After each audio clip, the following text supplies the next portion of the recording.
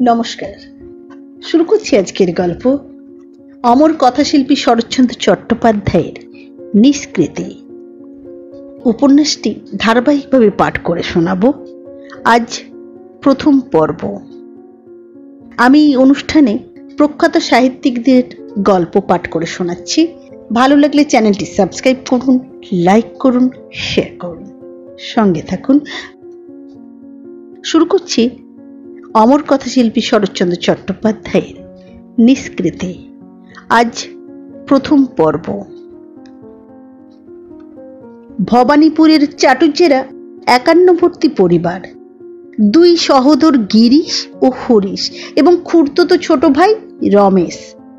পূর্বে ইহাদের পৈতৃক বাটি ও বিষয় সম্পত্তি রূপনারায়ণ নদীর তীরে হাওড়া জেলার ছোট বিষ্ণুপুর গ্রামে ছিল।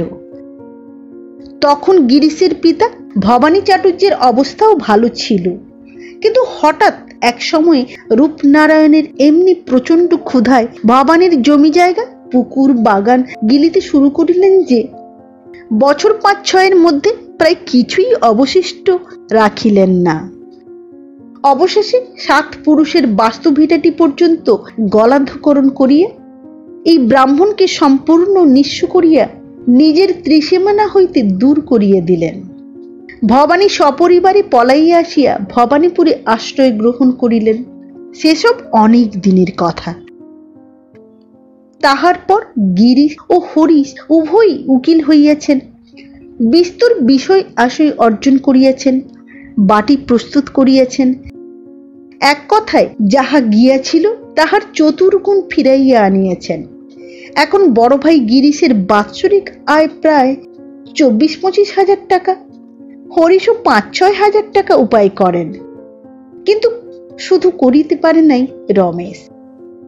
তবে একেবারে যে কিছুই পারে নাই তাহা নহে। 2-3 সে আইন ফেল করিতে পারিয়াছিল, এবং সম্প্রতি কি একটা ব্যবসায় বর্দার 1000-3-4 লোকসান করিয়া এইবার ঘরে বসিয়া খবরের কাগজের সাহায্যে দেশ উদ্ধারে রত হইয়াছিল। কিন্তু এত দিনের এক সংসার এইবার ভাঙিয়া পড়িবার উপক্রম করিতে লাগিল। তাহার কারণ মেজ বউ ও ছোট বউয়ে কিছুতেই আর বনিমনা হয় না। হরিশ এতকাল কলিকাতায় থাকিতেন না, সপরিবারে মফস্বলে থাকিয়া প্র্যাকটিস করিতেন। তখন মাঝে মাঝে 2-10 দিনের বাড়ি আসা যাওয়ার অল্প সময়টুকু এই দুই নারীর বিশেষ সদ্ভাবে না কাটিলেও কলহ বিবাদের এর প্রচুর অবসর ছিল না। প্রায় মাসখানেক হইল হরিশ সদরে ফিরিয়া আসিয়া ওকালতি করিতেছেন, এবং বাড়ি হইতে সুখ শান্তিও পলাইবার উপক্রম করিয়াছে। তবে এবার আসিয়া পর্যন্ত দুই জায়ের মন কষাকষি ব্যাপার এখনো উঁচু পর্দায় উঠে নাই। তাহার কারণ ছোট বউ এতদিন এখানে ছিল না। রমেশের স্ত্রী শৈলজা তাহার একমাত্র পুত্র পটল ও সপত্নী পুত্র কানাইলালকে বড়জার হাতে রাখিয়া মরণাপন্ন বাপকে দেখিতে কৃষ্ণনগরে গিয়াছিল। বাপ আরোগ্য হইয়াছেন, সেও দিন 5-6 ফিরিয়া আসিয়াছে। বাড়িতে শাশুড়ি এখনো বাঁচিয়া আছেন বটে, কিন্তু বড়বধূ সিদ্ধেশ্বরী যথার্থ গৃহিণী। তাহার প্রকৃতিটা ঠিক বুঝা যাইত না। এই জন্যই বোধ করি পাড়ায় তাহার অখ্যাতি সুখ্যাতি দুই একটু অতিমাত্রাই ছিল। সিদ্ধেশ্বরীর দরিদ্র পিতামাতা এখনো বাঁচিয়েছিলেন। গত 5-6 বৎসর ধরিয়া তাহারা অবিশ্রাম চেষ্টা করিয়া এবার পূজার সময় মেয়েকে বাড়ি লইয়া গিয়াছিলেন। সিদ্ধেশ্বরী সংসার ফেলিয়া বেশি দিন সেখানে থাকিতে পারিলেন না, মাসখানেক পরেই ফিরিয়া আসিলেন। কিন্তু কাটোয়ার ম্যালেরিয়া সঙ্গে করিয়া আনিলেন, অথচ বাড়ি আসিয়া অত্যাচার বন্ধ করিলেন না। তেমনি প্রাতঃস্নান চলিতে লাগিল, এবং কিছুতেই কুইনিন সেবন করিতে সম্মত হইলেন না। অতএব ভুগিতেও লাগিলেন। 2-4 দিন যায়, জ্বরে পড়েন, আবার উঠেন, আবার পড়েন, ফলে দুর্বল হইয়া পড়িতেছিলেন। এমনি সময়ে শৈল বাপের বাড়ি হইতে ফিরিয়া আসিয়া চিকিৎসা সম্বন্ধে অত্যন্ত কড়াকড়ি শুরু করিয়া দিল। ছেলেবেলা হইতে চিরকাল সে বড় বধূর কাছেই আছে, এজন্য সে যত জোর করিতে পারিত মেজ বউ কিংবা আর কেহ তাহা পারিত না। আরো একটা কারণ ছিল, মনে মনে সিদ্ধেশ্বরী তাহাকে ভারী ভয় করিতেন। শৈল অত্যন্ত রাগী মানুষ এবং এমনি কঠোর উপবাস করিতে পারিত যে একবার শুরু করিলে কোনো উপায়েই তাহাকে জলস্পর্শ করানো যাইত না। এইটাই সিদ্ধেশ্বরীর সর্বাপেক্ষা উৎকণ্ঠার হেতু ছিল। শৈলর মাসির বাড়ি পটলডাঙ্গায়। এবার কৃষ্ণনগর হইতে আসিয়া অবধি তাহাদের সহিত দেখা করিতে পারে নাই। আজ একাদশী, শাশুড়ির রান্নার কাজ নাই, তাই সকালেই সিদ্ধেশ্বরীর মেজ ছেলে হরিচরণের উপর মাকে ঔষধ খাওয়াইবার ভার দিয়া সে পটলডাঙ্গায় গিয়াছিল। শীতকাল, ঘণ্টা 2 হইল সন্ধ্যা হইয়াছে। কাল প্রভাত হইতেই সিদ্ধেশ্বরীর ভালো করিয়া জ্বর ছাড়ে নাই। আজ এই সময়টাই তিনি লেপ মুড়ি দিয়ে চুপ করিয়া নির্জীবের মতো তাহার অতি প্রশস্ত শয্যার একাংশে শুইয়াছিলেন এবং এই শয্যার উপরেই 3-4টি ছেলে মেয়ে চেঁচামেচি করিয়া খেলা করিতেছিল। নিচে কানাইলাল প্রদীপের আলোকের সম্মুখে বসিয়া ভূগোল মুখস্থ করিতেছিল, অর্থাৎ বই খুলিয়া হাঁ করিয়া হুড়োহুড়ি দেখিতেছিল। ওধারে শয্যার উপর হরিচরণ শিওরে আলো জ্বালিয়া চিত হইয়া নিবিষ্ট চিত্তে বই পড়িতেছিল। বোধ করি পাশের পড়া তৈরি করিতেছিল, কারণ এত গণ্ডগোলেও তাহার লেশ মাত্র ধৈর্যচ্যুতি ঘটিতেছিল না। যে শিশুর দলটি এতক্ষণ চেঁচামেচি করিয়া বিছানার উপর খেলিতেছিল, ইহারা সকলেই মেজকর্তা হরিশের সন্তান। বিপিন সহসা সরিয়ে আসে সিদ্ধেশ্বরীর মুখের উপর ঝুঁকিয়া পড়িয়া বলিল, আজ আমার ডান দিকে শোবার পালা, না বড় মা? কিন্তু বড় মা জবাব দেবার পূর্বেই নিচে হইতে কানাই ডাক দিয়া বলিল, না বিপিন, তুমি না, বড় মার ডান দিকে আমি শোব যে। বিপিন প্রতিবাদ করিল, তুমি কাল শুয়েছিলে যে মেজদা। কাল শুয়েছিলাম? আচ্ছা আচ্ছা আচ্ছা, ঠিক আছে, আজ তবে বাঁ দিকে। যেই বলা অমনি পটলের ক্ষুদ্র মস্তক লেপের ভিতর হইতে উঁচু হইয়া উঠিল। সে এতক্ষণ প্রাণপণে চুপ করিয়া জ্যাঠাইমার বাঁ দিক ঘেঁষিয়া পড়িয়াছিল। বেদখল হইবার সম্ভাবনায় অমন হুড়োমুড়িতে পর্যন্ত যোগ দিতে ভরসা করে নাই। সে ক্ষীণকণ্ঠে কহিল, আমি এতক্ষণ চুপ করে শুয়ে আছি যে। কানাই অগ্রজের অধিকার লইয়া হুঙ্কার দিয়া উঠিল, পটল, বড় ভাইয়ের সঙ্গে তর্ক করো না বলছি, মাকে বলে দেব। পটল বেচারা অত্যন্ত বেগতিক দেখিয়া এবার জ্যাঠাইমার গলা জড়াইয়া ধরিয়া কাঁদো কাঁদো হইয়া নালিশ করিল, বড় মা, আমি কখন থেকে শুয়ে আছি যে। কানাই ছোট ভাইয়ের স্পর্ধায় চোখ পাকাইয়া পটল বলিয়া গর্জিয়া উঠিয়াই হঠাৎ থামিয়া গেল। ঠিক এই সময়ে ঘরের বাহিরের বারান্দার এক প্রান্ত হইতে শৈলজার কণ্ঠস্বর আসিল, ওরে বাপরে, দিদির ঘরে কি ডাকাত পড়েছে! সঙ্গে সঙ্গে কি পরিবর্তন! ও বিছানায় হরিচরণ পাঠ্যপুস্তকটা ধাঁ করিয়া বালিশের তলায় গুঁজিয়ে দিয়া এবার বোধ করি একখানা অপাঠ্য পুস্তক খুলিয়া বসিয়া এক দৃষ্টে চাহিয়া রহিল। চোখে তাহার জ্বলন্ত মনোযোগ। কানাই বাঁদিক ডান দিকের সমস্যা আপাতত নিষ্পত্তি না করিয়া চিৎকার জুড়িয়া দিল, যে বিস্তীর্ণ জলরাশি, যে বিস্তীর্ণ জলরাশি, ওই। আর সবচেয়ে আশ্চর্য, ওই শিশুর দলটি ভোজবাজির মতো তাহার যে এক মুহূর্তে অন্তর্ধান হইয়া গেল তাহার চিহ্ন পর্যন্ত রহিল না। শৈলজা কলিকাতা হইতে এই মাত্র ফিরিয়া বড়জার জন্য এক বাটি গরম দুধ হাতে করিয়া ঘরের মধ্যে আসিয়া দাঁড়াইল। এখন কানাইলালের মহাসমুদ্রের গভীর কল্লোল ব্যতীত ঘর সম্পূর্ণ স্তব্ধ। ওদিকে হরিচরণ এমন পড়াই পড়িতে লাগিল যে তাহার পিঠের উপর দিয়ে হাতি চলিয়া গেলেও সে ভ্রুক্ষেপ করিত না, কারণ ইতিপূর্বে সে আনন্দমঠ পড়িতেছিল। তাহার ভবানন্দ জীবানন্দ ছোট খুড়িমার আকস্মিক শুভাগমনে বিলুপ্ত হইয়া গিয়াছিল। সে ভাবিতেছিল তাহার হাতের কসরতটা তিনি দেখিতে পাইয়াছেন কিনা, এবং তাহাই ঠিক অবগত না হওয়া পর্যন্ত তাহার বুকের মধ্যে ঢিপ ঢিপ করিতে লাগিল। শৈলজা কানাইয়ের দিকে চাহিয়া বলিলেন, ওরে, ওই বিস্তীর্ণ জলরাশি, ওই বিস্তীর্ণ জলরাশি এতক্ষণ হচ্ছিল কি বাবা? কানাই মুখ তুলিয়া দুর্ভিক্ষ পীড়িত কণ্ঠে চিঁচি করিয়া বলিল, আমি নয় মা, বিপিন আর পটল। কারণ ইহারাই তাহার বাঁদিক ডান দিকের মোকদ্দমায় প্রধান শত্রু। সে অসংকোচে এই দুই নিরপরাধীকে বিমাতার হস্তে অর্পণ করিল। শৈলজা বলিল, কাউকে তো দেখছি নে, এরা সব পালালো কোথা দিয়ে? এবারে কানাই বিপুল উৎসাহে দাঁড়াইয়া উঠিয়া হাত বাড়াইয়া বিছানা দেখাইয়া বলিল, কেউ পালায়নি মা, সব ওই লেপের মধ্যে ঢুকেছে। তাহার কথা ও মুখ চোখের চেহারা দেখিয়া শৈলজা হাসিয়া উঠিল। দূর হইতে সে ইহার গলাই বেশি শুনিতে পাইয়াছিল। এবার বড়জাকে সম্বোধন করিয়া বলিল, দিদি, খেয়ে ফেললে যে তোমাকে?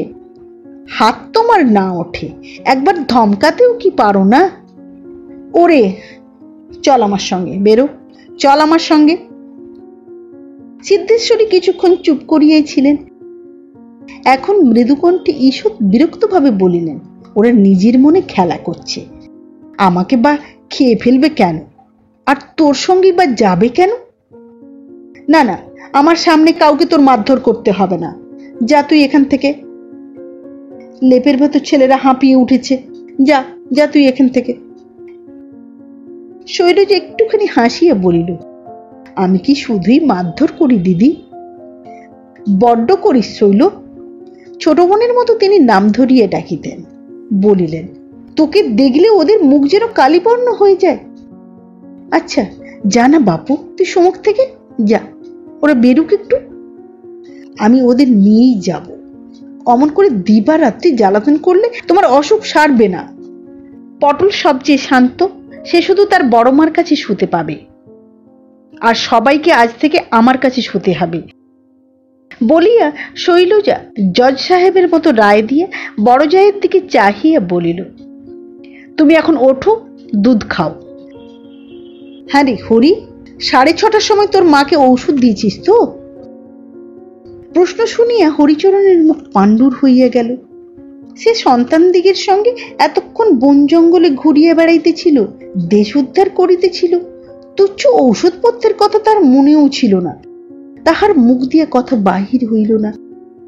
কিন্তু সিদ্ধেশ্বরী রুষ্টস্বরে বলিয়া উঠিলেন, ঔষধ টৌষধ আর আমি খেতে পারবো না শৈল। তোমাকে বলিনি দিদি, তুমি চুপ করো।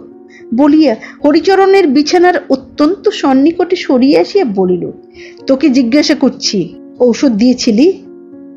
তিনি ঘরে ঢুকিবার পূর্বে হরিচরণ জড়সড় হইয়া উঠিয়া বসিয়াছিল।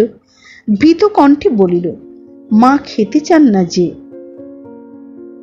শৈলজা ধমক দিয়া উঠিল, ফের কথা কাটে, তুমি দিয়েছিলে কিনা তাই বলো। খুড়ির কঠোর শাসন হইতে ছেলেকে উদ্ধার করিবার জন্য সিদ্ধেশ্বরী উদ্বিগ্ন হইয়া উঠিয়া বসিয়া বলিলেন, কেন তুই এত রাত্রিরে হাঙ্গামা করতে এলি বলতো শৈল? ওরে ও হরিচরণ, দিয়ে জানা শিগগির, কি ঔষধ টৌষধ আমাকে দিবি? হরিচরণ একটু সাহস পাইয়া ব্যস্তভাবে শয্যার অপর প্রান্তে নামিয়া পড়িল এবং দেরাজের উপর হইতে একটা শিশি ও ছোট গেলাস হাতে করিয়া জননীর কাছে আসিয়া দাঁড়াইল। ছিপি খুলিবার উদ্যোগ করিতেই শৈলজা সেই খান হইতে বলিল, গেলাসে ঔষধ ঢেলে দিলেই হলো না রে হরি? জল চাইনে, মুখে দেবার কিছু চাইনে? চাইনে না? এ ব্যাগার ঠেলা কাজ তোমাদের আমি বার করছি। ঔষধের শিশিটা হাতে করিতে পাইয়া হরিচরণের হঠাৎ ভরসা হইয়াছিল। বোধ করি ফাঁড়াটা আজিকার মতো কাটিয়া গেল। কিন্তু এই মুখে দিবার কিছুর প্রশ্নে তাহা উবিয়া গেল। সে নিরুপায়ের মতো এদিকে ওদিকে চাহিয়া করুণ কণ্ঠে বলিল, কোথাও কিছু নেই যে খুড়িমা? না আনলে কোথাও কিছু কি উড়ে আসবে রে? সিদ্ধেশ্বরী রাগ করিয়া বলিলেন, ও কোথায় কি পাবে যে দেবে? এসব কি পুরুষ মানুষের কাজ? শৈলুর যত শাসন এই ছেলেদের ওপরে। নেলিকে বলে যেতে পারিসনি? সে মুখ পড়া মেয়ে, তুই আসা পর্যন্ত এ ঘর একবার মারায় না, একবার চেয়ে দেখে না মা মরেছে কি বেঁচে আছে। সে কি ছিল দিদি? সে আমার সঙ্গে পটলডাঙ্গায় গিয়েছিল যে। কেন গেল? কোন হিসেবে তুই তাকে সঙ্গে নিয়ে গেলি? দে হরিচরণ, তুই ঔষধ ঢেলে দে, আমি অমনি খাবো। বলিয়া সিদ্ধেশ্বরী অনুপস্থিত কন্যার উপর সমস্ত দোষটা চাপাইয়া দিয়ে ঔষধের জন্য হাত বাড়াইলেন। একটু থাম হরি, আমি আনছি বলিয়া শৈল ঘর হইতে বাহির হইয়া গেল। হরিশের স্ত্রী নয়নতারা বিদেশে থাকিয়া বেশ একটু সাহেবিয়ানা শিখিয়াছিল। ছেলেদের সে বিলাতি পোশাক ছাড়া বাহির হইতে দিত না। আজ সকালে সিদ্ধেশ্বরী আন্নিকে বসিয়েছিলেন। কন্যা নীলাম্বরী ঔষধের তোড়জোড় সুমুখে লইয়া বসিয়াছিল। এমন সময় নয়নতারা ঘরে ঢুকিয়া বলিল, দর্জি অতুলের কোট তৈরি করে এনেছে, 20 টাকা দিতে হবে যে। সিদ্ধেশ্বরী আন্নিক ভুলিয়া বলিয়া উঠিলেন, জামার দাম 20 টাকা?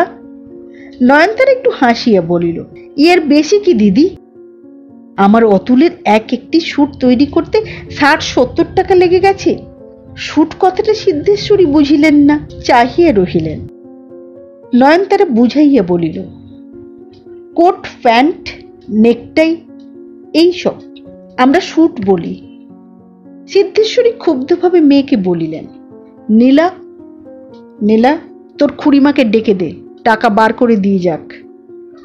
নয়নতারা বলিল, চাবিটা দাও না, আমি বার করে নিচ্ছি। নীলা উঠিয়া দাঁড়াইয়াছিল, সেই বলিল, মা কোথা পাবেন, লোহার সিন্দুকের চাবি বরাবর খুড়িমার কাছে থাকে, বলিয়া চলিয়া গেল। কথা শুনিয়া নয়নতারার মুখ রাঙা হইয়া উঠিল। কহিল, ছোট বউ এতদিন ছিল না, তাই বুঝি দিন কতক সিন্দুকের চাবি তোমার কাছে ছিল দিদি? সিদ্ধেশ্বরী আন্নিক করিতে শুরু করিয়াছিলেন, জবাব দিলেন না। মিনিট 10 পরে টাকা বাহির করিয়া দিতে শৈলজা যখন ঘরে আসিয়া ঢুকিল, তখন অতুলের নতুন কোট লইয়া রীতিমতো আলোচনা শুরু হইয়া গিয়েছে। অতুল কোটটা গায়ে দিয়ে ইহার কাঠ ছাঁট প্রভৃতি বুঝাইয়া দিতেছে এবং তাহার মা ও হরিচরণ মুগ্ধ চক্ষে চাহিয়া ফ্যাশন সম্বন্ধে জ্ঞানার্জন করিতেছে। অতুল বলিল, ছোট খুড়িমা, তুমি দেখো তো কেমন তৈরি করেছে। শৈল সংক্ষেপে বেশ বেশ বলিয়া সিন্দুক খুলিয়া 20 টাকা গুনিয়া তাহার হাতে দিল। নয়নতারা উপস্থিত সকলকে শুনাইয়া নিজের ছেলেকে উদ্দেশ্য করিয়া বলিল, তোর তরঙ্গ ভরা পোশাক, তবু তোর আর কিছুতেই হয় না। ছেলে অধীরভাবে জবাব দিল, কতবার বলবো মা তোমাকে, আজকালকার ফ্যাশন এই রকম, কাটছাট অন্তত একটাও এরকম না থাকলে লোকে হাসবে যে। বলিয়া টাকা লইয়া বাহিরে যাইতেছিল, হঠাৎ থামিয়া বলিল, আমাদের হরিতা যা গায়ে দিয়ে বাইরে যায় দেখে আমারই লজ্জা করে। এখানে ঝুলে আছে, ওখানে কুঁচকে আছে, ছি ছি, কি বিশ্রী দেখায়। তারপর হাসিয়া হাত পা নাড়িয়া বলিল, ঠিক যেন একটা পাশবালিশ হেঁটে যাচ্ছে। ছেলের ভঙ্গি দেখিয়া নয়নতারা খিলখিল করিয়া হাসিয়া উঠিল। নীলা মুখ ফিরাইয়া হাসি চাপিতে লাগিল। হরিচরণ করুণ চক্ষে ছোট খুড়ির মুখপানে চাহিয়া লজ্জায় মাথাটা হেঁট করিল। সিদ্ধেশ্বরী নামে মাত্র আন্নিক করিতেছিলেন, ছেলের মুখ দেখিয়া ব্যথা পাইলেন। রাগ করিয়া বলিলেন, সত্যিই তো, ওদের প্রাণে কি সাদা আহ্লাদ থাকতে নেই শৈল? দে না বাচ্চাদের সব দুটো দুটো জামা টামা তৈরি করিয়ে। অতুল মুরব্বীর মতো হাত নাড়িয়ে বলিল, আমাকে টাকা দাও জ্যাঠাইমা, আমার দর্জিকে দিয়ে দস্তুর মতো তৈরি করিয়ে দেব। বাবা, আমাকে ফাঁকি দেবার জো নেই। নয়নতারা পুত্রের হুঁশিয়ারি সম্বন্ধে কি একটা বলিতে চাহিল, কিন্তু তাহার পূর্বেই শৈল গম্ভীর দৃঢ়স্বরে বলিয়া উঠিল, তোমাকে জ্যাঠামো করতে হবে না বাবা, তুমি নিজের চরকায় তেল দাওগে, ওদের জামা তৈরি করবার লোক আছে। বলিয়া আঁচলে বাঁধা চাবির গোছে ঝনাত করিয়া পিঠে ফেলিয়া বাহির হইয়া গেল।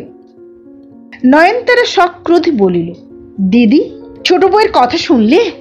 কেন, কি অন্যায় কথাটা অতুল বলেছে শুনি?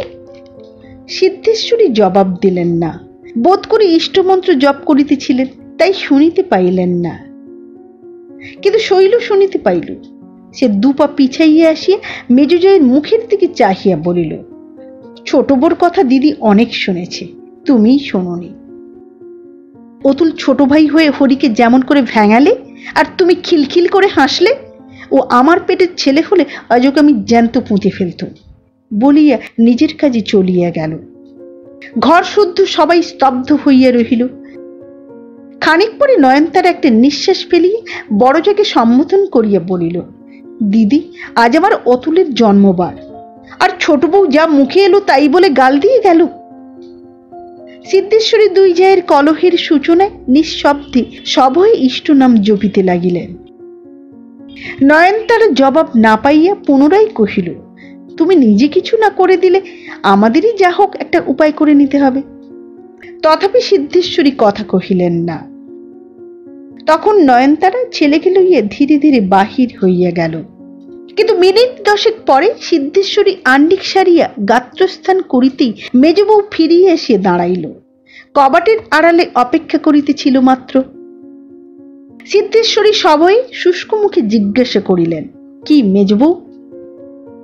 নয়নতারা কহিল, সেই কথাই জানতে এসেছি। আমি কারোর খাইনি পড়িনি দিদি, যে দাঁড়িয়ে দাঁড়িয়ে মুখ বুজে ঝাঁটা খাবো। সিদ্ধেশ্বরী তাহাকে শান্ত করিবার অভিপ্রায় বিনীতভাবে বলিলেন, ঝাঁটা মারবে কেন মেজবউ? ওর ওই রকম কথা। তাছাড়া তোমাকে তো বলেনি, শুধু শুধু অতুলকে জ্যান্ত পুঁততে চেয়েছিল। আর আমি খিলখিল করে হাসি। শাক দিয়ে মাছ ঢেকো না দিদি, আবার ঝ্যাঁটা লোকে কি করে মারে? ধরে মারেনি বলে বুঝি তোমার মন ওঠেনি? সিদ্ধেশ্বরী অবাক হইয়া গেলেন। আস্তে আস্তে বলিলেন, ও কি কথা মেজবউ? আমি কি তাকে শিখিয়ে দিয়েছি? মেজবউ চাবির ব্যাপার হইতেই অন্তরে জ্বলিয়া মরিতেছিল। উদ্ধতভাবে জবাব দিল, সে তুমিই জানো। কেউ কারো মন জানতে যায় না দিদি, চোখে দেখে কানে শুনেই বলতে হয়।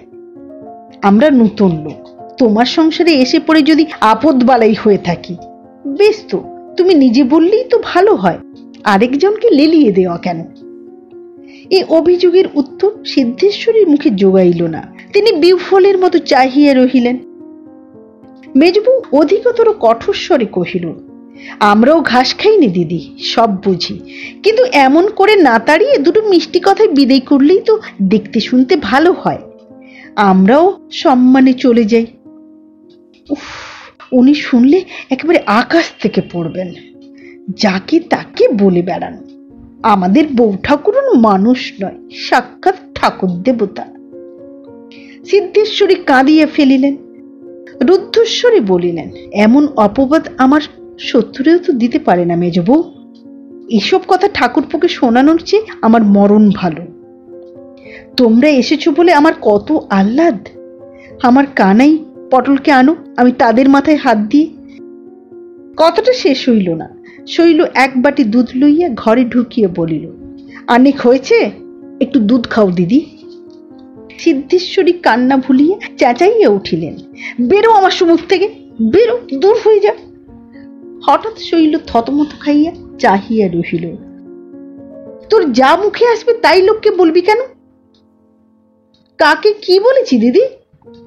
সিদ্ধেশ্বরী এ প্রশ্ন কানেও তুলিলেন না, তেমনি চেঁচাইয়া বলিতে লাগিলেন, আমাকে বলি বলে তোর বুক বেড়ে গেছে।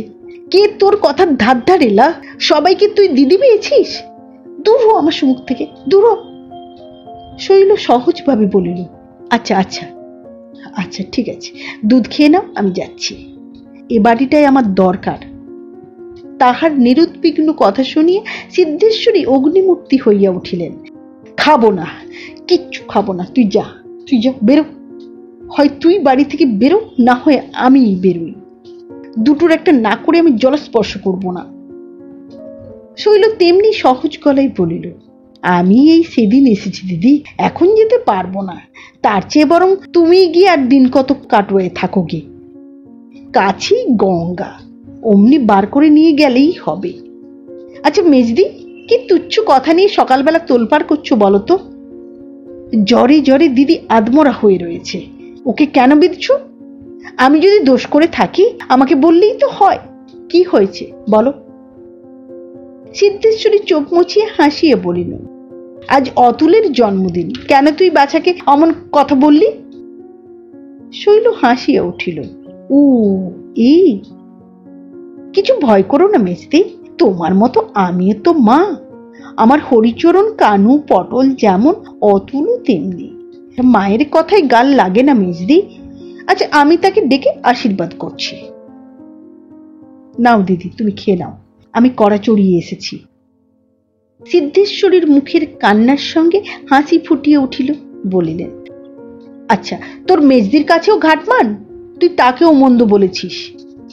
আচ্ছা মানছি, বলিয়া শৈল তৎক্ষণাৎ হেঁট হইয়া হাত দিয়া নয়নতারার পা ছুঁইয়া কহিল, যদি অন্যায় করে থাকি মেজদি, মাপ করো, আমি ঘাট মানছি।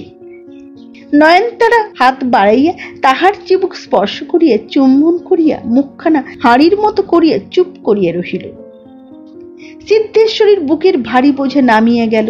তিনি স্নেহী আনন্দে গলিয়া গিয়া নয়নতারার মতো ছোট জায়ের চিবুক স্পর্শ করিয়া মেজোজাকে সম্বোধন করিয়া বলিলেন, এই পাগলির কথায় কোনোদিন রাগ করো না মেজবউ। এই আমাকেই দেখো না, ওকে বকি ঝোঁকি কত গালমন্দ করি, কিন্তু একদণ্ড দেখতে না পেলে বুকের ভেতরে কি যেন আঁচড়াতে থাকে। এত দুধ তো খেতে পারবো না দিদি। পারবে পারবে, খাও খাও। সিদ্ধেশ্বরী আর তর্ক না করিয়া জোর করিয়া সমস্তটা খাইয়ে ফেলিয়া বলিলেন, এক্ষুনি বাছাকে ডেকে আশীর্বাদ করিস শৈল। এক্ষুনি করছি দিদি, বলিয়া শৈল হাসিয়া খালি বাটিটা হাতে করিয়া বাহির হইয়া গেল। অতুল এমন অপ্রস্তুত জীবনে হয় নাই। শৈশব হইতে আদর যত্নে লালিত পালিত। বাম্মা কোনোদিন তাহার ইচ্ছা ও অভিরুচির বিরুদ্ধে কথা কহিতেন না। আজ সকলের সম্মুখে এত বড় অপমান তাহার সর্বাঙ্গ বেরিয়া আগুন জ্বালাইয়া দিল।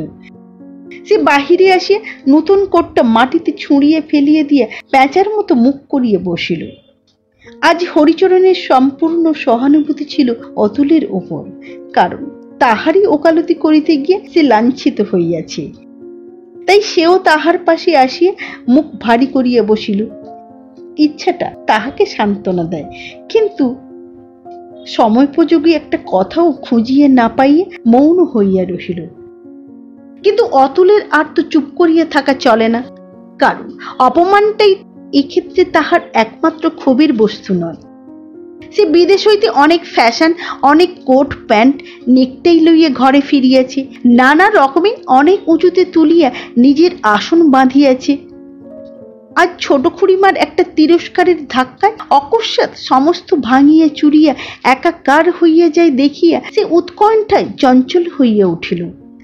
হরিদাকে উদ্দেশ্য করিয়া সরসে বলিল, আমি কারোর কথা ধার ধারি নে বাবা, এ শর্মা অতুল চন্দর, রেগে গেলে ওসব ছোট খুঁড়ি টুড়ি কাউকে কেয়ার করে না। হরিচরণ এদিকে ওদিকে চাহিয়ে ভয়ে ভয়ে প্রত্যুত্তর করিল, আমিও করিনি, চুপ চুপ, কানেই আসছে। পাছে নির্বোধ অতুল উহারই সম্মুখে বীরত্ব প্রকাশ করিয়া বসে, এই ভয়ে সে ত্রস্ত হইয়া উঠিয়া দাঁড়াইল। কানাই দ্বারের বাহিরে দাঁড়াইয়া মোগল বাদশার নকিবের মতো উচ্চকণ্ঠে হাঁকিয়া কহিল, মেজদা সেজদা, মা ডাকছেন শিগগির। হরিচরণ পাংশুমুখে কহিল, আমাকে? আমি কি করেছি? আমাকে কখনো নয়, যাও অতুল, ছোট খুড়িমা ডাকছেন তোমাকে। কানাই প্রভুত্বের স্বরে কহিল, দুজনকেই এক্ষুনি। হ্যাঁ। সেজদা, তোমার নতুন কোট মাটিতে ফেলে দিলে কে? প্রত্যুত্তরে সেজদা শুধু মেজদার মুখের পানে চাহিল এবং মেজদা সেজদার মুখের পানে চাহিল, কেহই সাড়া দিল না। কানাই ভুলুণ্ঠিত কোটটা চেয়ারের হাতলে তুলিয়া দিয়া চলিয়া গেল। হরিচরণ শুষ্ক কণ্ঠে কহিল, আমার আর ভয় কি, আমি তো কিছু করিনি। তুমি বলেছ ছোট খুড়িমাকে কেয়ার করো না। আমি একা বলিনি, তুমিও বলেছ, বলিয়া অতুল সগর্বে বাড়ির ভিতর চলিয়া গেল। ভাবটা এই যে আবশ্যক হইলে সে সত্য কথা প্রকাশ করিয়ে দিবে। হরিচরণের চেহারা আরো খারাপ হইয়া গেল। একে তো ছোট খুড়িমা যে কেন ডাকিয়া পাঠাইয়াছেন তাহা জানা নাই, তাহাতে কাণ্ডজ্ঞানহীন অতুল কি যে বলিয়া ফেলিবে তাহাও আন্দাজ করা শক্ত। একবার ভাবিল সেও পিছনে গিয়ে উপস্থিত হয় এবং সর্বপ্রকার নালিশের রীতিমতো প্রতিবাদ করে, কিন্তু কিছুই তাহার সাধ্যায়ত্ত বলিয়া ভরসা হইল না। এদিকে হাজিরার সময় নিকটতর হইয়া আসিতেছে। কানাই সমন ধরাইয়া গিয়াছে, এবার নিশ্চয় ওয়ারেন্ট লইয়া আসিবে। হরিচরণ আত্মরক্ষার উপস্থিত আর কোনো সদুপায় খুঁজিয়া না পাইয়া সহসা গাড়ুটা হাতে তুলিয়া লইয়া বিশেষ একটা স্থানের উদ্দেশ্যে সবেগে প্রস্থান করিল। ছোট খুড়িমাকে বাড়ি শুদ্ধ লোক বাঘের মতো ভয় করিত। অতুল ভিতরে ঢুকিয়া সংবাদ লইয়া জানিল ছোট খুড়িমা নিরামিষ রান্নাঘরে আছেন। সে বুক ফুলাইয়া দোরগোড়ায় আসিয়া দাঁড়াইল, কারণ এ বাটির অন্যান্য ছেলেদের মতো সেই ছোট খুড়িমাটিকে চিনিবার অবকাশ পায় নাই। স্ত্রীলোকেও যে ইস্পাতের মতো শক্ত হইতে পারে ইহা সে জানিতই না। অথচ সাধারণ দুর্বল চিত্ত ও মৃদু আত্মীয়তার কাছে জন্মপতি প্রশ্রয় পাইয়া তাহার মা, খুড়ি, জ্যাঠাই প্রভৃতি গুরুজন সম্বন্ধে একটা অদ্ভুত ধারণা জন্মাইয়াছিল যে ইহাদিগের মুখের উপর শুধু কড়া জবাব দিতে পারিলেই কাজ পাওয়া যায়। অর্থাৎ নিজের ইচ্ছেটা খুব জোরে প্রকাশ করিতে পারা চাই, তাহা হইলে ইহারা সায় দেন, অন্যথা দেন না। যে ছেলে ইহা না পারে তাহাকে চিরকাল ঠকিয়া মরিতেই হয়। এখানে আসিয়া অবধি সে হরিচরণের বেশভূষার অভাব লক্ষ্য করিয়া এই ফন্দিটা গোপনে তাহাকে শিখাইয়া দিয়াছিল। অথচ এইমাত্র নিজের বেলায় কোনো ফন্দি খাটে নাই। ছোট খুড়িমার তাড়া খাইয়া কড়া জবাব তো ঢের দূরের কথা, কোনো প্রকার জবাবই মুখে জোগায় নাই। হত বুদ্ধির মতো নিঃশব্দে বাহিরে চলিয়া আসিয়াছিল। তাই এখন ফিরিয়া গিয়ে সমস্ত অপমান কড়াইগণ্ডে শোধ দিবার অভিপ্রায় সে অমন মরিয়ার মতো রান্নাঘরের দ্বারের কাছে গিয়ে দাঁড়াইয়াছিল। এই স্থানটা হইতে শৈলজার মুখের কিয়তংশ স্পষ্ট দেখা যাইতেছিল। এমনকি মুখ তুলিলেই তিনি অতুলকে দেখিতে পাইতেন, কিন্তু রান্নায় অত্যন্ত ব্যস্ত থাকায় অতুলের পায়ের শব্দ শুনিতে পাইলেন না। মুখ তুলিয়াও চাহিলেন না। কিন্তু অতুল খুড়িমাকে আজ ভালো করিয়া দেখিল নিমিষ মাত্র। তথাপি সে অনুভব করিল এ মুখ তাহার মায়ের নয়, জ্যাঠাইমার নয়। এ মুখের সম্মুখে দাঁড়াইয়া নিজের অভিপ্রায় জোর করিয়া ব্যক্ত করিবার মতো জোর আর যাহারই থাক, অন্তত তাহার গলায় নাই। তাহার বিস্ফারিত বক্ষ আপনি কুঞ্চিত হইয়া গেল এবং সে চুপ করিয়া দাঁড়াইয়া রহিল। তাহার এটুকু পর্যন্ত সাহস হইল না কোন রকম সাড়া দিয়েও ছোট খুড়িমার দৃষ্টি আকর্ষণ করে।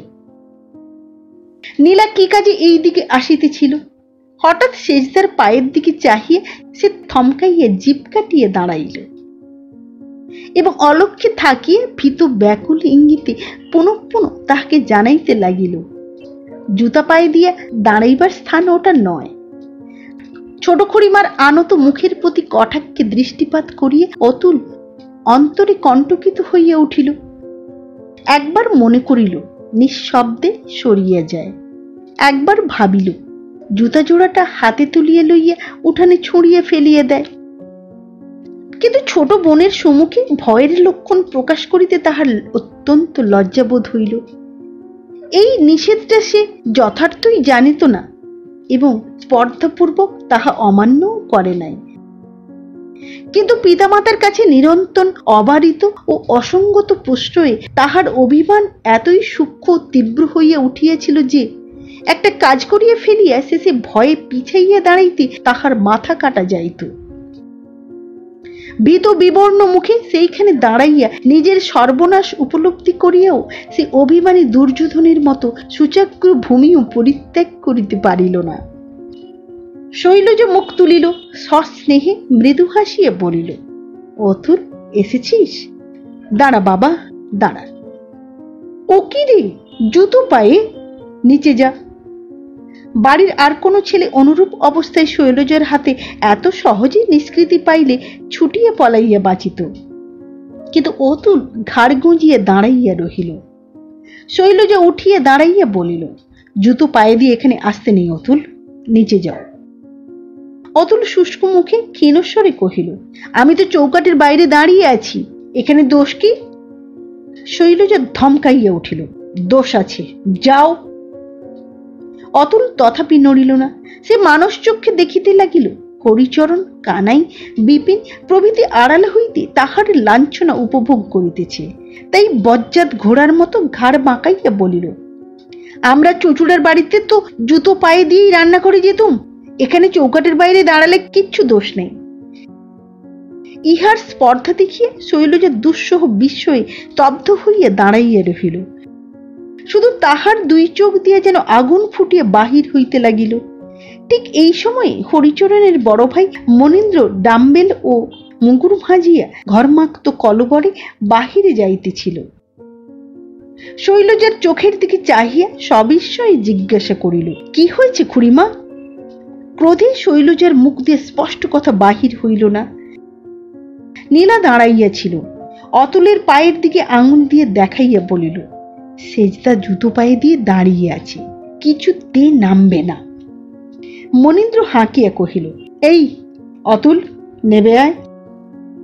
অতুল গোঁ ভরে বলিল, এখানে দাঁড়াতে দোষ কি? ছোট খুড়ি আমাকে দেখতে পারে না বলে শুধু যাতা করছে। মনীন্দ্র তড়াক করিয়া রকের উপর লাফাইয়া উঠিয়া অতুলের গণ্ডে একটা প্রকাণ্ড চপেটাঘাত করিয়া কহিল, ছোট খুড়ি নয়, ছোট খুড়িমা।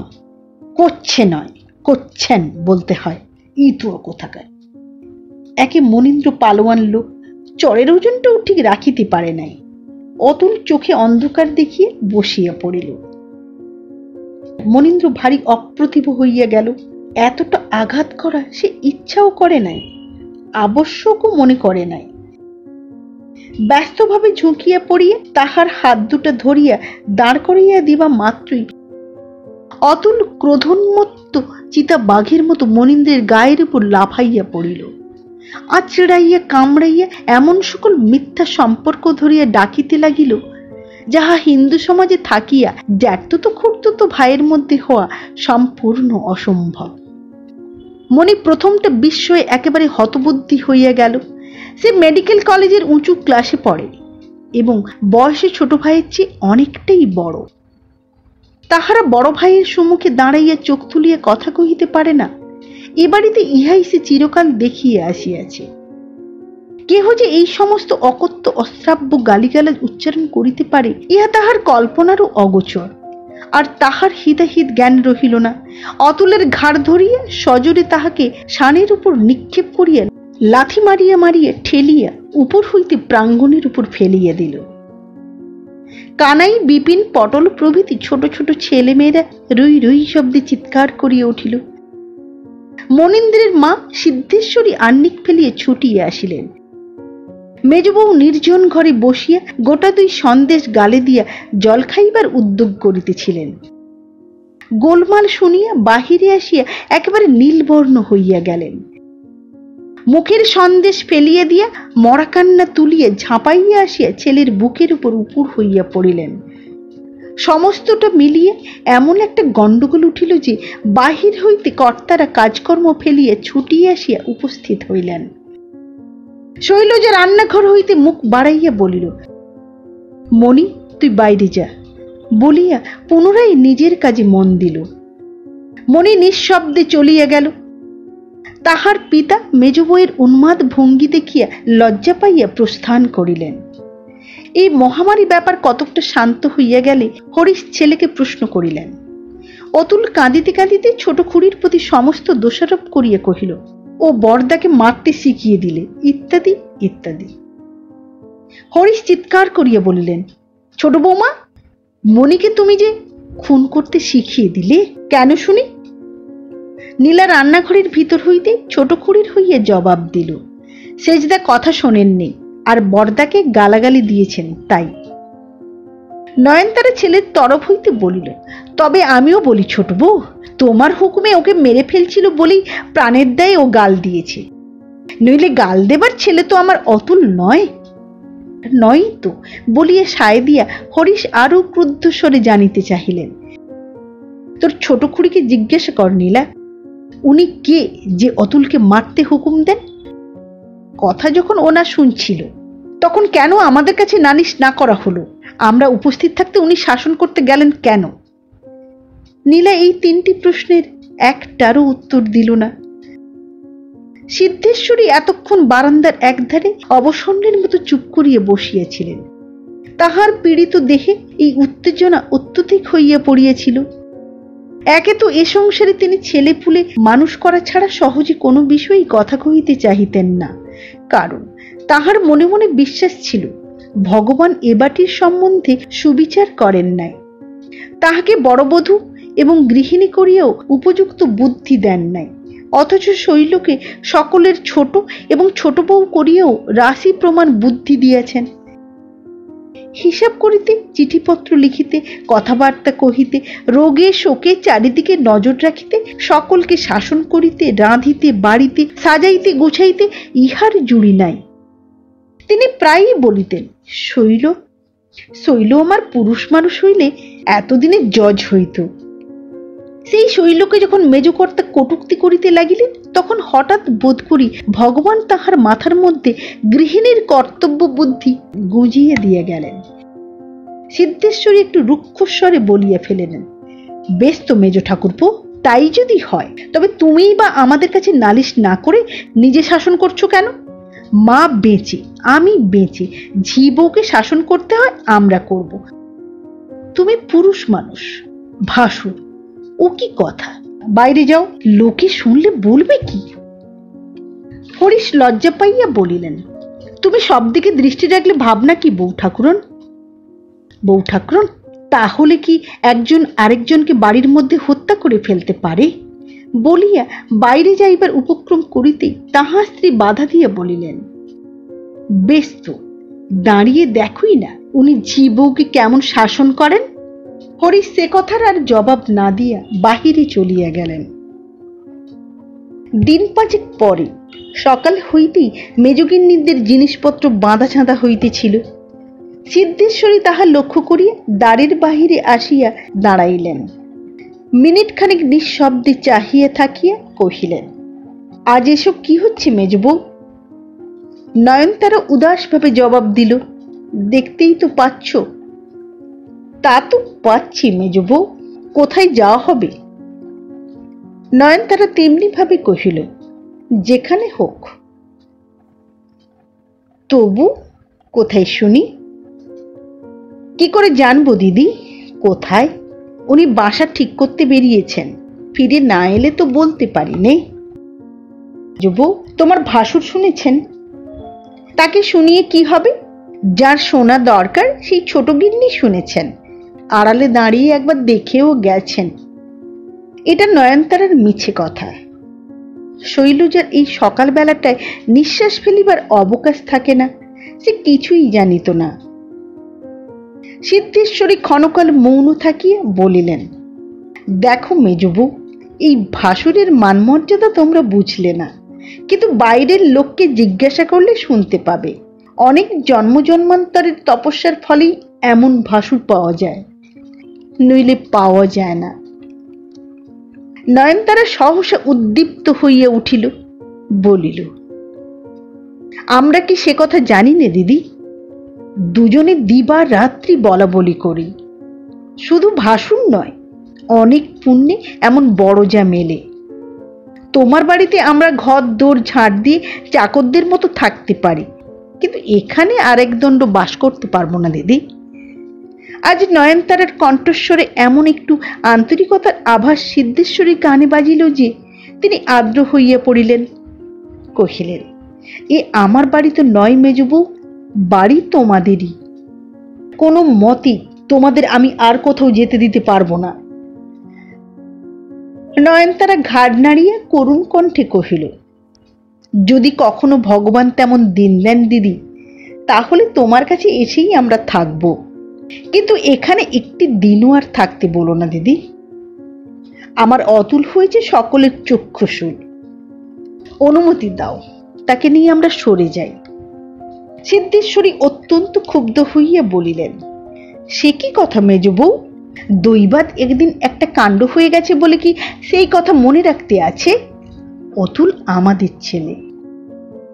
কথাটা শেষ হওয়া পর্যন্ত নয়নতারা ধৈর্য ধরিতে পারিল না, বলিয়া উঠিল, কোনো কথা মনে রাখতে পারিনি বলে কত বকুনি খেয়ে মরি দিদি।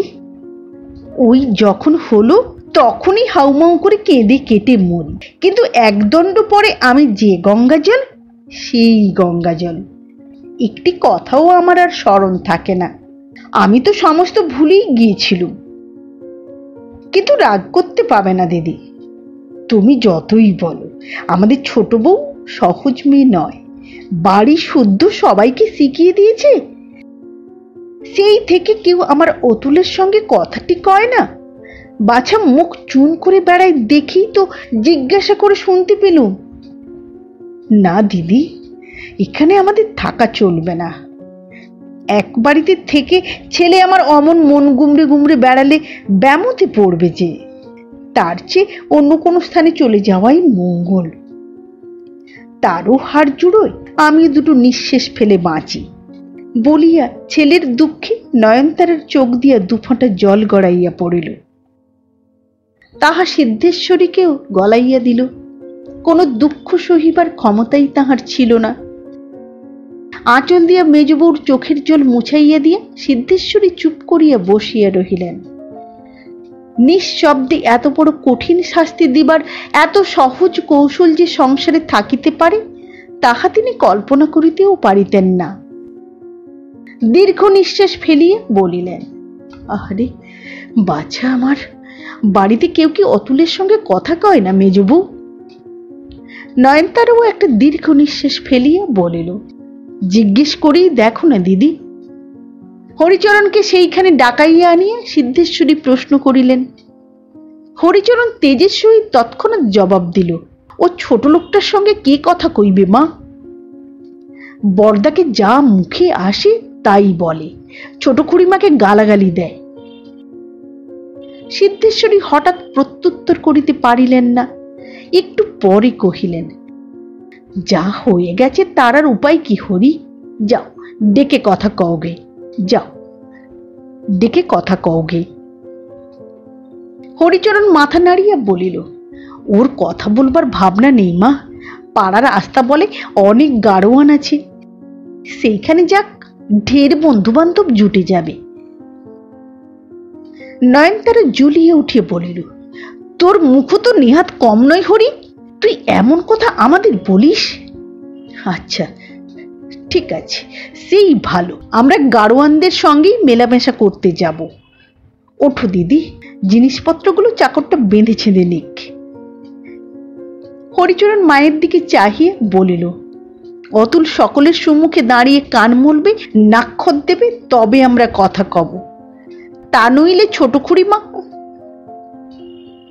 না না মা, সে আমরা কেউ পারবো না বলিয়ে আর কোনো তর্কাতর্কির অপেক্ষা না করিয়া সে ঘর ছাড়িয়া চলিয়া গেল। সিদ্ধেশ্বরী বিমর্ষ হইয়া বসিয়া রহিলেন। মেজবউ মৃদুকণ্ঠে কহিল, ছোট বউ একবার যদি ছেলেদের ডেকে বলে দেয় তাহলে সমস্ত গোলই মিটে যায় দিদি। সিদ্ধেশ্বরী ধীরে ধীরে মাথা নাড়িয়া বলিলেন, তা যায়। মেজবউ কহিল, তবেই দেখো দিদি, এইসব ছেলেরা বড় হয়ে তোমাকে মানবে না ভালোবাসবে? বলা যায় না ভবিষ্যতের কথা, নিজের ছেলেমেয়েরা তোমার পর হয়ে যাচ্ছে, কিন্তু আমার অতুল টতুলকে তোমরা যে যাই বলো, তাদের মা অন্ত প্রাণ। আমি বললে সাধ্য কি তারা এমন করে ঘাড় নেড়ে তেজ করে বেরিয়ে যায়? এতটা বাড়াবাড়ি কিন্তু ভালো নয় দিদি। সিদ্ধেশ্বরী এত কথাই বোধ করি মন দিতে পারেন নাই, নিরীহভাবে জবাব দিলেন, তা বটে। এবাড়ির মণি থেকে পটল পর্যন্ত সবাই ওই শৈলর বসে, সে যা বলবে যা করবে তাই হবে, কেউ আমাকে মানেও না। এটা কি ভালো দিদি? সিদ্ধেশ্বরী মুখ তুলিয়া বলিলেন, কোনটা? ওরে ও নীলা, তোর খুড়িমাকে একবার ডেকে দে তো মা। নমস্কার, আবার দেখা হবে আগামী পর্বে উপন্যাসের পরবর্তী অংশ নিয়ে। ভালো লাগলে চ্যানেলটি সাবস্ক্রাইব করুন, লাইক করুন, শেয়ার করুন, সঙ্গে থাকুন। আজকের মতো নমস্কার।